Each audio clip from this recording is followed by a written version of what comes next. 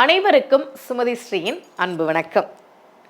வருகிற மே 12ஆம் தேதி ஞாயிற்றுக்கிழமை ஆதிசங்கரர் ஜெயந்தி, ராமானுஜர் ஜெயந்தி, கூடவே விரண்மெண்ட நாயனாரினுடைய குரு பூஜை, இது மூன்றும் சேர்ந்து வருகிறது. அதனால இந்த மூன்று பேரையும் பற்றி இந்த பதிவிலே நாம் எல்லோருமாக சேர்ந்து சிந்திக்க இருக்கிறோம். ராமானுஜர் அவதாரம் செய்த அதே நாளில்தான், என்றைக்கு ராமானுஜர் ஜெயந்தி வருகிறதோ அன்றைக்கு தான் ஆதிசங்கரர் ஜெயந்தியும் வரும். ஆதிசங்கரரும் அதே மாதிரி சித்திரை மாதம் வளர்பிறை பஞ்சமி திதியும் திருவாதிரை நட்சத்திரமும் இருந்த நாளிலே அவதாரம் செய்தார். காலடியிலே பிறந்தார். சிவகுருவுக்கும் ஆரியாம்பாளுக்கும் காலடியில் மகனாக அவதாரம் செய்த ஆதிசங்கரர் தன்னுடைய காலடி தடத்தாலேயே இந்தியா முழுக்க நடந்து ஆன்மீக பணி செய்தார். எத்தனையோ மடங்களை நிறுவினார். அருசமய வழிபாடு அப்படின்றத முதல்ல நமக்கு வகுத்து கொடுத்தவர் ஆதிசங்கரர் தான். சிவபெருமானா கும்பிடுறியா, கும்பிட்டுக்கோ, அதுக்கு பேர் சைவம். இல்ல நான் பெருமாளை தான் கும்பிடுவேன், எனக்கு பெருமாள் தான் முக்கியம் நினைக்கிறியா, கும்பிட்டுக்கோ, அதுக்கு பேர் வைணவம். எனக்கு விநாயகரை தான் ரொம்ப பிடிக்கும், கணபதி தான் என்னோட இஷ்ட தெய்வம்ன்றியா, கும்பிட்டுக்கோ, அதுக்கு பேர் கானாபத்தியம். நான் கோவிலுக்கெல்லாம் வரமாட்டேன், எனக்கு சாமியெல்லாம் பிடிக்காது, நான் கண்ணால பாக்குற சாமி சூரியன் தான், எனக்கு சூரியனை தான் ரொம்ப பிடிக்கும்ன்றியா, கும்பிட்டுக்கோ, அதுக்கு பேரு சௌரம். முருகன் தான் என்னோட இஷ்ட தெய்வம், எனக்கு எல்லாமே முருகன் தான் நினைக்கிறியா, அவனை கும்பிட்டுக்கோ, அதுக்கு பேரு கௌமாரம். எனக்கு இந்த முருகன் வேணாம், பிள்ளையார் வேணாம், சிவன் வேணாம், பெருமாள் வேணாம், சூரியன் வேணாம், எனக்கு அம்பாள் மட்டும் போதும், சக்தி வழிபாடுதான் எனக்கு சக்தியை தரக்கூடியதை நம்புறியா, சரி நீ சக்தியை கும்பிடுக்கோ, அதுக்கு பேரு சாக்தம். என்று நீ என்னென்ன தெய்வங்களை கும்பிடுகிறாயோ அந்தந்த தெய்வங்களையே நீ வழிபாடு செய் என்று அருசமய வழிபாட்டை நமக்கு வகுத்து கொடுத்தவர் ஆதிசங்கரர் தான். ஞான குழந்தையாக பிறந்தவர்.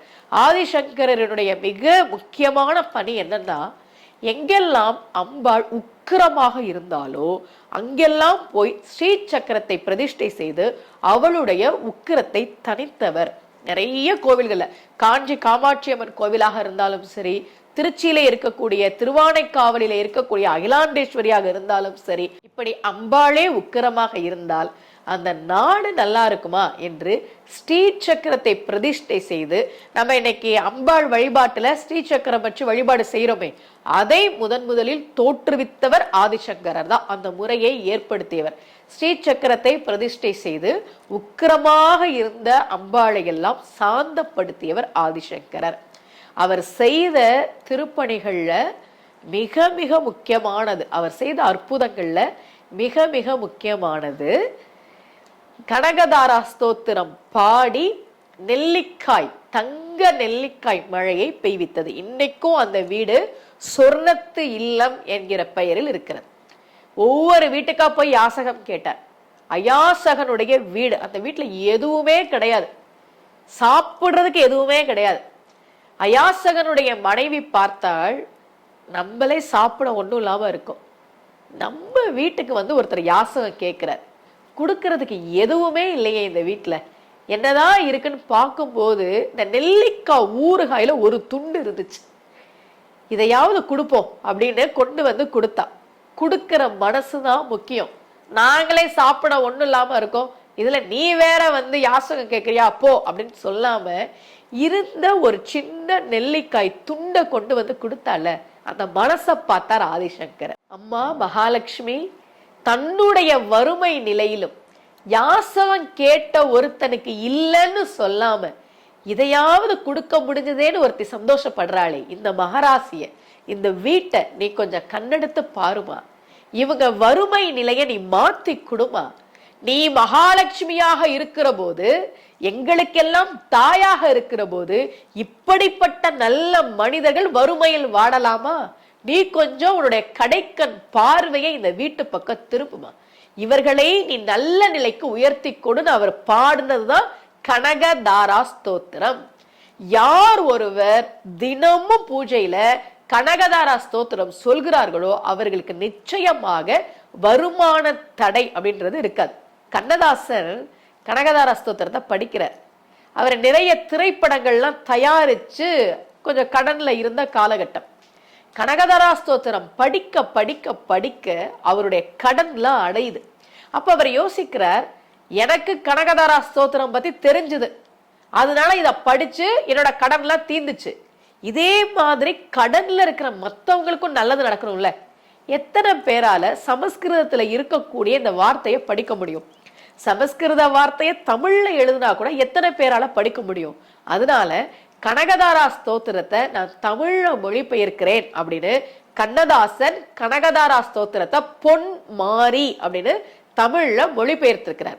உங்களால கனகதாரா ஸ்தோத்திரம் சமஸ்கிருதத்துல இருக்கு, எங்களால படிக்க முடியாது அப்படின்னா தமிழ்ல கண்ணதாசன் மொழிபெயர்த்த பொன் மாறின்ற அந்த புத்தகத்தை வாங்கி வச்சு ஒவ்வொரு நாளும் நாம் பாராயணம் செய்தால் நிச்சயமாக வீட்டில் வறுமை என்பது இருக்காது, வருமான தடை என்பது இருக்காது, கடன் என்பது இருக்காது. இது ஆதிசங்கரர் நமக்கு கொடுத்த மிகப்பெரிய வரப்பிரசாதம்.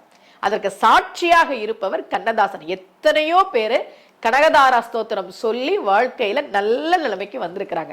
கனகதாரா ஸ்தோத்திரம் மட்டும் கிடையாது, சௌந்தர்ய லஹரி பாடி கொடுத்தார், சிவானந்த லஹரி பாடி கொடுத்தார், சுப்பிரமணிய புஜங்கம் பாடி கொடுத்தார், மாத்துருகா பஞ்சகம் பாடி கொடுத்தார்.